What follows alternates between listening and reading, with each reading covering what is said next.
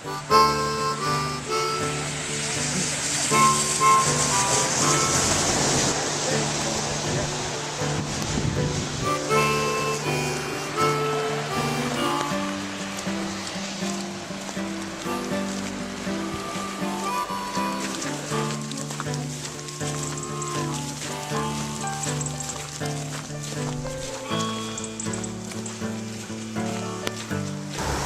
it comes down to the canal here, and what it was used for is when the canal was built through, at the other end of the canal they just opened a great big Carron Ironworks. It was the beginning of the Industrial Revolution in Scotland, Carron Ironworks. In fact, you know, Robert Burns went there on a visit, everybody went there because it was so fantastic. But to have an ironworks you need ironstone to create it, and they actually mined it here. This is where all the ironstone came from originally for the Carron Ironworks. So they put in the railway, and the wagons were horse-drawn, because there was, you know, nothing bigger than a horse and a wheelbarrow and such like in those days mechanically. And they would run these horse-drawn wagons from the canal up to the Banton Ironstone field, where all the miners were working in seams just about that high. On the bellies, women, children as young as 8 years old as well, down in the mines there as well, working away in the gloom, working 12-hour days, 6 days weeks, and all the rest of it, howking out the ironstone, which was brought down to the canal here.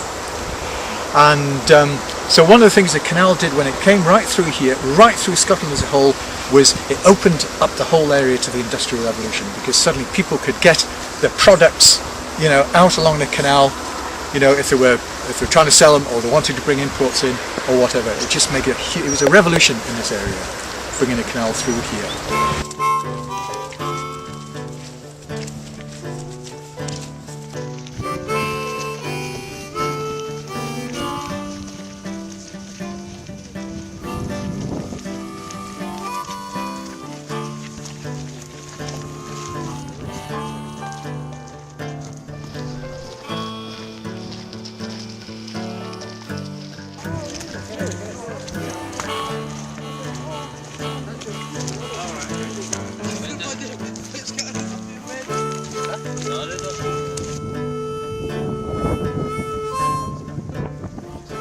There was a little mine in there, and the mines, it's amazing what they mined around here.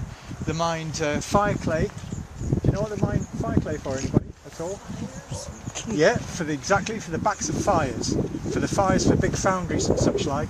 They needed fire clay to make fire bricks so that they could make chambers full of roaring fires for the foundries. They would split bricks all in half the first time they used them. So fire clay they could do that with because it's full of silica. Yeah, lime wash for your houses, lime for the fields. And 200 years ago, when the big agricultural revolution rolled through here, they started using a lot of lime on the fields to fertilise the fields. And like you say, lime wash in there for water. They didn't used to have cement for water, they used to use limestone. So that's limestone for a lot of uses.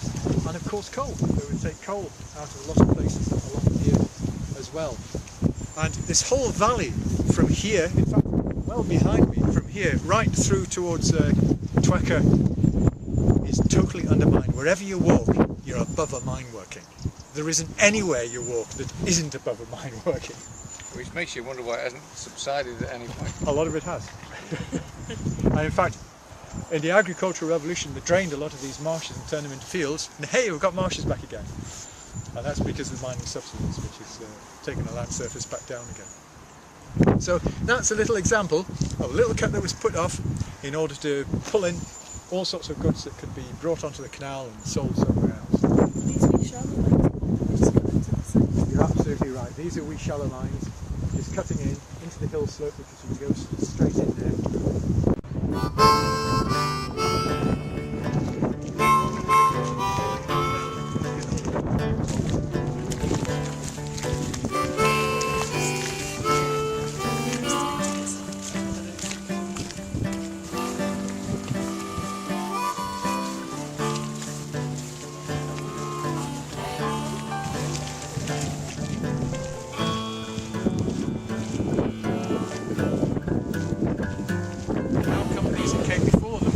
Control the water level in the canal by what they put into the canal from Hampton Lock through the sluices. There's a big storm, you get a load of water pouring in off the fields. The canal itself could then fill up, overtop its banks and flood the surrounding area and be absolutely destroyed. So to stop that happening, at intervals along the canal they built weirs to let excess water flow out of it. And here's one just here, down, goes under the canal.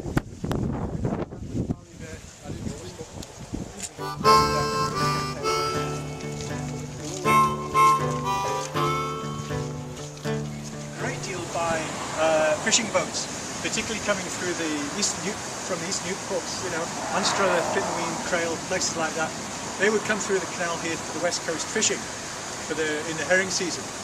And then on the way back through the canal, people in these houses either side, and the miners' rows at Auchenstary and all sorts of other places, they'd be coming up with the pails to get pale herring off of the fishing boats that came through and trading maybe the milk that they got off the goat or whatever as they went through. So there was a lot of trading like that went on.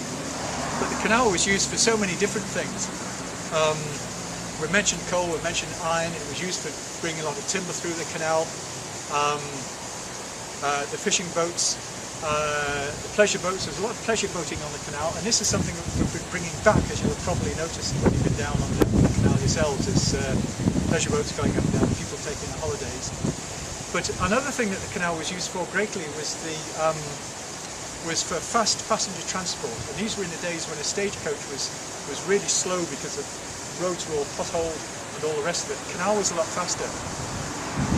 And you would get swift boats coming out of Port Dundas, and there was a timetable, you know, the timetable was written up there. You got your swift boat in Port Dundas at a certain time in the morning, in Glasgow that is. They would hurtle out here, and all these stables, they would bang in the team of horses and bang out another one a few miles later, and so on, so they could keep these boats going at 10 miles an hour all the way along the canal. So, you know, you got, can't remember now, 20 miles to get here. So, you know, you could be out here in 2 or 3 hours from Glasgow to here. And at this point, first of all, there was the hotel over there, now a private house, where you could go and get a meal in there, whilst you waited for the stagecoach, because the stagecoaches were all lining up here, and these were taking you up to Stirling, to Perth, to Alloa, and all of these different places. And so, you know, you could get a combined travel. At this point, it was a real hub of activity in those days. Sleepy Hollow now, but that's what it was like then. And equally well, you could stay on your passenger boat, your canal passenger boat, and go all the way to Edinburgh. Now, although it's been level canal all the way from Glasgow to here, having got on your boat in Glasgow, you've never passed a single lock until you got here. You now get to the point where the canal engineers had to step the canal down and then back up again and down again, because they couldn't get a nice level route anymore. And the way they did it was with these lock gates. Hotel over here, these people are keeping